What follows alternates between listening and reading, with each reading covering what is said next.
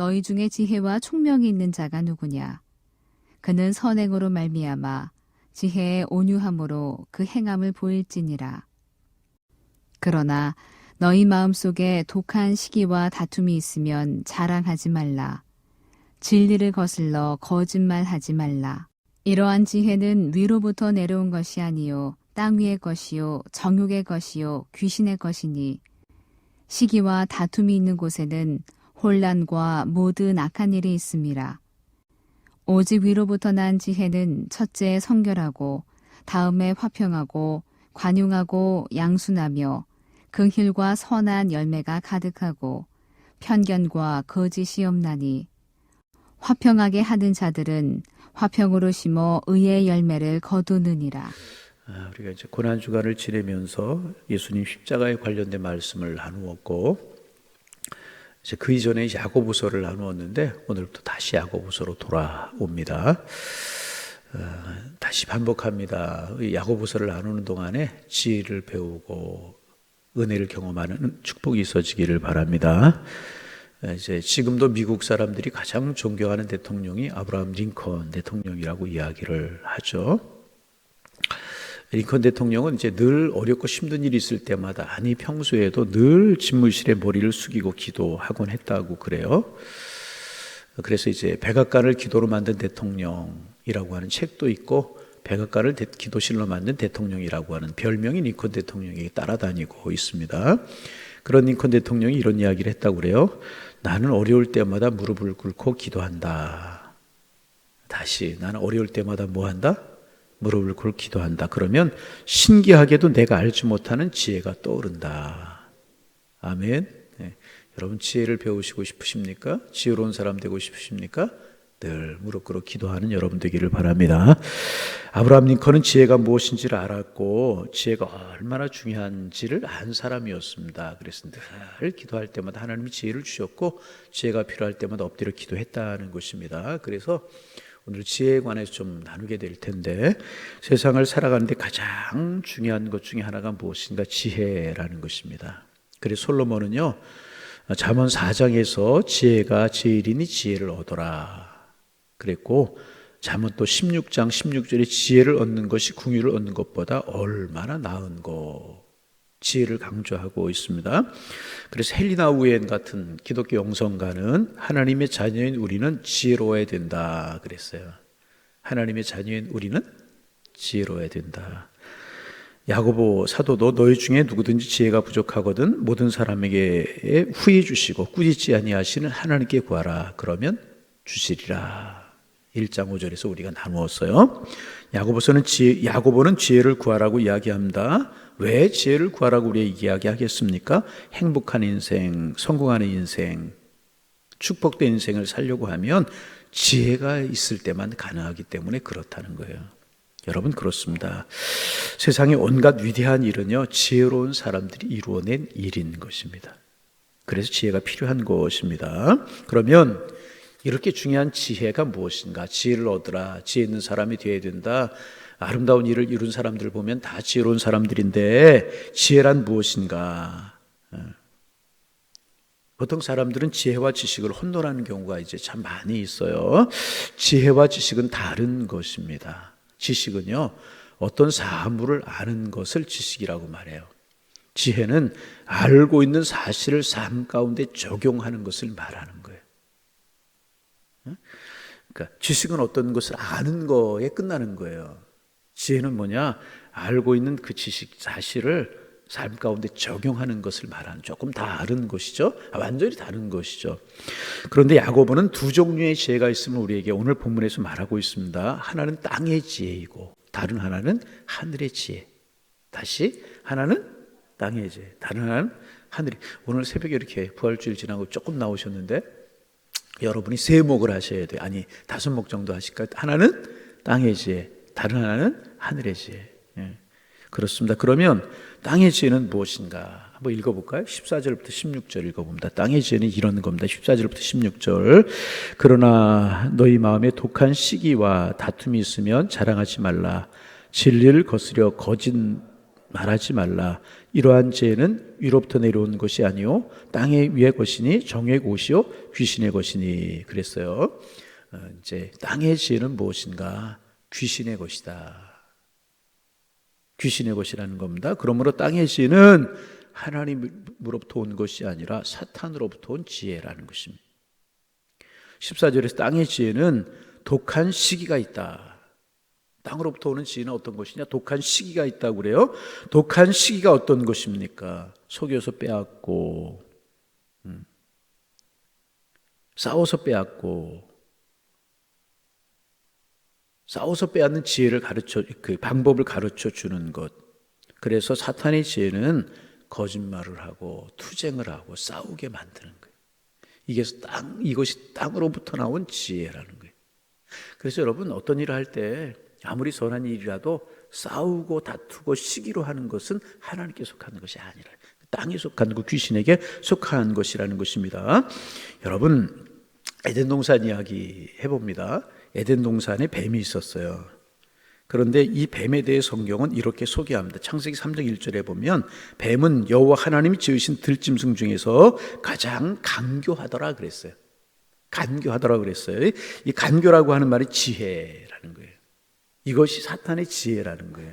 뱀이 간교했는데 사탄의 지혜를 가져왔다는 것입니다. 그래서 야고보는 16절에서 시기와 다툼이 있는 곳에는 혼란과 모든 악한 일이 있을 것이라고 이제 그렇게 이야기를 하고 이제 있게 되는 것입니다. 그럼 뱀이 이제 이 뱀이 다시 말해 사탄이 하는 일은 무엇인가? 여러분 우리가 사탄이 하는 일 알잖아요. 거짓말을 한 거예요. 간교의 거짓말, 어떤 거짓말을 합니까? 선악을 알게 하는 나무의 열매를 따먹으면 하나님께서는 정령 죽으리라 그러셨잖아요. 사탄은 뭐라 그래요? 결코 죽지 않는다. 하와는 이런 거짓말을 믿고 선악과 열매를 따먹었어요. 결과가 어떻게 되었습니까? 육신도 죽고 영혼도 죽게 되었고 에덴 동산에서 쫓겨나게 되는 결과를 가져오게 되었다는 것입니다. 오늘도 이런 일들은 참 계속이 되고 있죠. 오늘 무엇이 생각이 났냐면 이단들이 생각이 나서 이단들. 참 간교합니다. 사람의 영혼을 미혹합니다. 이제 코로나 때문에 신천지가 이렇게 온 세상에 드러나기도 했는데 신천지의 교주 이만희에게 사탄의 지혜가 들어가요. 그래서 이만희가 뭐라고 이야기하느냐? 신천지에서 뭐라고 이야기하느냐? 14만 4천 명 하나님께서 구원하실 사람이 14만 4천 명인데 14만 4천 명 안에 들어가야 구원을 받는다. 그런 이야기를 합니다. 그리고 14만 4천 안에 들어가려면 신천지에 등록을 해야 된다. 그렇게 이야기를 합니다. 이만희를 믿어야 영생을 얻는다고 말해요. 거짓말이에요. 진리를 거스려서 거짓말하는 자인 것입니다. 그 외에도 그럴듯한 거짓말로 유혹하는 이단들이 참 많아요. 사탄의 지혜를 가졌기 때문에. 여러분 이단들 왜 그렇게 지혜롭고 왜 그렇게 교묘한 줄 아십니까? 지혜로워요. 사탄의 지혜를 가졌기 때문에 그래요. 사탄의 지혜를 가르치기 때문에 그렇답니다. 사람들로 하여금 미혹되게 만든다는 거예요. 에덴 동산에서 뱀이 사탄에게 지혜를 넣어주어서 아담과 하와를 파괴하고 에덴 동산을 파괴한 것처럼 오늘날 교회 안에도 성도들에게 사탄의 지혜를 넣어서 성도들을 분열시키고 교회를 파괴하는 그런 세력들이 있다는 것입니다. 교회뿐만 아니라 가정에도 사탄의 지혜가 들어가면 가정이 깨어지고 그 가정이 지옥이 되게 되는 것이라. 교회 가정 안에 사탄이 이런 교묘하게 지혜를 심어서 파괴를 하게 만들려고 한다는 것입니다. 여러분 그렇습니다. 사탄의 지혜는요 잘못된 열심을 만들어내는 거예요. 잘못된 일은 악한 일을 만들고 저주를 만들어요. 귀신의 지혜는 지옥을 만드는 지혜고요. 지옥을 만드는 열심이라는 거예요. 그러면 하나님께로부터 난 지혜는 어떤 것인가?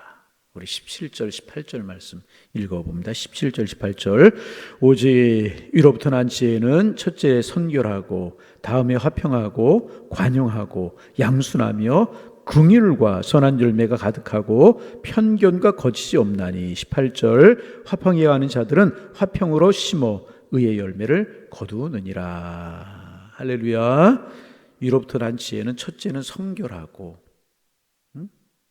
다음으로는 화평하고 관용하고 양순하며 긍휼과 선한 열매가 가득하고 편견과 거짓이 없는 것이 하늘로부터 난 지혜다. 하나님께 속한 지혜다. 하나님께 주신 지혜는 첫 번째 뭐라고요? 성결이라고. 성결, 깨끗하다는 것입니다. 사탄이 주는 지혜는 악한 것이고 거짓된 것이고 더러운 것입니다. 그래서 이제 사탄의 이제 어떤 사탄이 주는 지혜의 열매는 무엇인가? 악한 것을 열매로 맺게 된다는 거예요. 그러나 하나님이 주신 지혜는요, 거룩한 것, 성결한 것, 깨끗한 것을 열매로 맺게 된다는 것입니다. 성결은 이제 헬러 말을 그대로 풀이하면 혼합되지 않은 상태를 성결이라고 이야기할 수 있습니다. 혼합된 것은 불결이고요, 혼합되지 않은 것은 성결이라는 거예요. 여러분, 이제 잠언에 보면 지혜로운 사람의 반대는 어떤 사람인가? 미련한 사람이라요. 미련한 사람. 그래서 미련한 사람은 지혜가 없는 사람이 아니라 사탄의 지혜를 받은 사람이라는 거예요. 미련한 사람은. 그래서 불결한 삶을 살게 되어 있다는 것입니다. 그래서 좋지 못한 친구들과 어울리고 타락하고 자신을 죄와 섞고 잘못된 것과 섞고 그래요. 여러분, 삼손을 보세요. 삼손은 나실인이었습니다. 그런데 어느 날 사탄의 지혜가 삼손에게 들어갔어요. 그러자 이방 여인 드릴라와 자신을 섞어버리고 말아요. 결국 비참한 인생이 되어버리고 비참한 최후를 맞이하게 되고 말잖아요. 그렇습니다. 귀신의 지혜는 지옥을 만드는 지혜고요, 불결을 만들고 좋지 못한 열매를 가져오게 된다는 것입니다. 그러나 하늘의 지혜가 있는 사람은 자신을 세상과 결코 섞지 않아요. 결코 섞지 않아요. 자신을 죄와 섞지 않아요. 끝까지 자신의 성결을 지켜서 구별된 삶을 살아가게 되는 것이라. 여러분, 하늘의 지혜를 가지실 수 있기를 바랍니다. 말도 그래요. 이렇게 안 좋은 말, 사탄의 말, 사람이 무너뜨린 말, 험담하는 말, 이런 말하는 사람들과 섞지 말아야 돼. 또 위로부터 난 지혜는 화평과 관용과 양선과 긍휼이다. 이제 네 가지는 큰 틀에서 하나라고 이야기를 할 수 있어요. 화평은 올바른 관계를 말하는 것이고, 올바른 관계가 화평이고, 관용은 대인관계에서 타인 자신과 동등하게 대하는 것을 말하고, 양수는요, 양보하는 지혜를 가지는 것이고요, 긍휼은 불쌍히 여기는 마음입니다. 이 네 가지 단어를 한마디로 말하면, 요약하면 관계라고 말할 수 있어요. 관계. 이 귀신의 지혜는 뭐냐? 귀신의 지혜의 목적은 뭐냐 하면 관계를 자꾸 깨뜨리는 거예요. 에덴 동산에서 보세요. 이간질을 해서 하나님과의 관계 깨어지게 만들잖아요. 아담과의 관계도 깨어지게 만들잖아요. 이게 사탄이 하는 일이라는 거예요. 그렇지 않아요? 에덴 동산에 사탄의 지혜가 들어올 때 다 관계가 깨어져 버리고 말았어. 사탄의 지혜가 들어가면 이런 관계들이 다 깨어져 버리고 만다는 것입니다. 그러나 하늘의 지혜는 화평케 만들고 관용하게 만들고 긍휼에 이렇게 만들어 준다는 거예요. 여러분 18절 말씀 같이 다시 한번 읽어봅니다. 18절 화평케 하는 자들은 화평으로 심어 의의 열매를 거두느니라. 화평케 하는 자들이 어떤 사람이에요? 하늘의 지혜를 가진 사람들이라. 여러분, 그런 분들이 이 바나바 같은 사람이라고 이야기할 수 있는데, 화평케 하는 하늘의 지혜를 가진 사람이 있으면 공동체가 아름다워져요. 관계가 아름다워져요. 축복이 돼요. 여러분, 하늘의 지혜를 가지시기를 바랍니다. 예수님께서 하신 일이 뭐예요? 하나님과 우리 사이를 화평케 만드셨잖아요.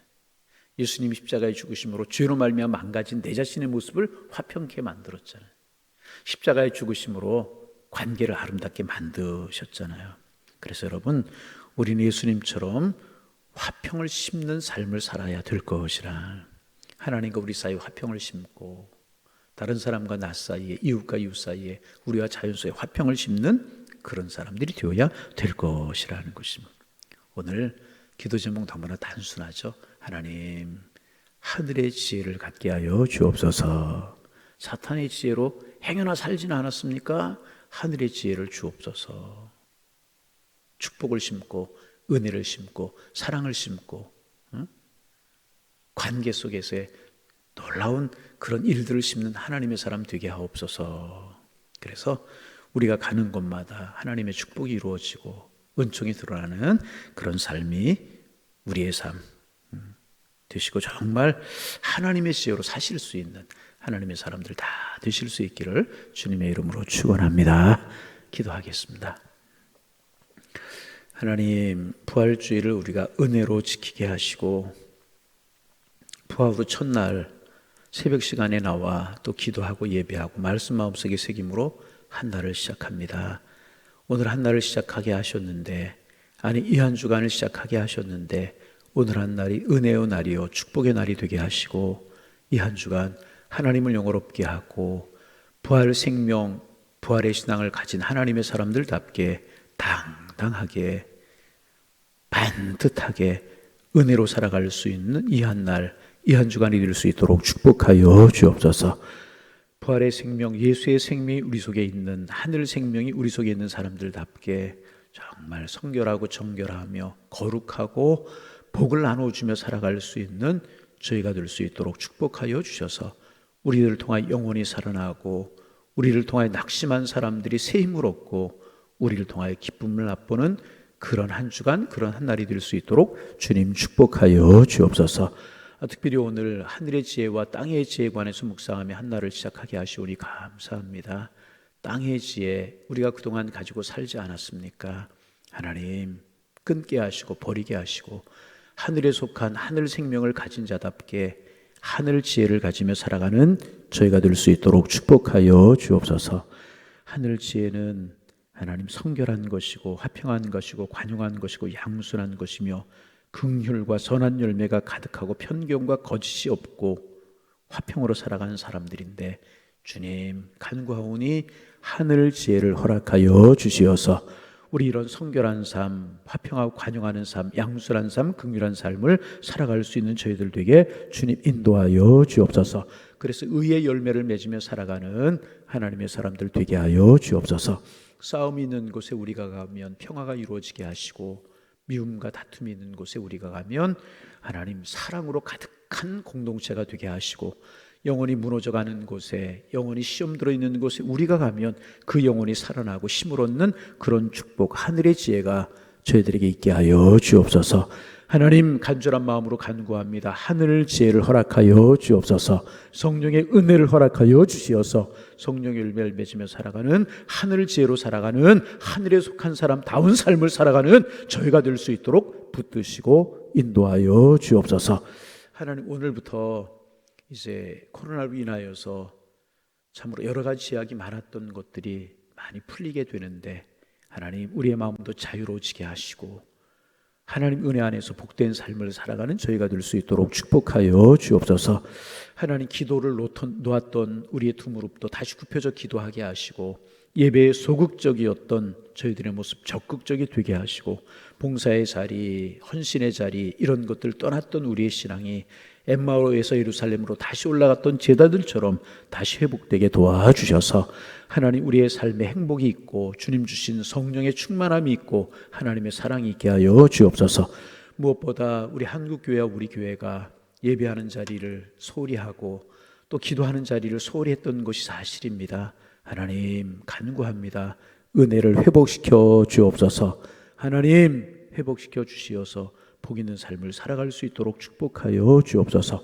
오늘도 만나는 사람들에게 복이 되게 하시고 만나는 사람들에게 화평을 나누어주며 사랑을 심어주는 복된 한 날 되게 주님 인도하여 주옵소서. 예수님의 이름으로 기도하옵나이다. 아멘.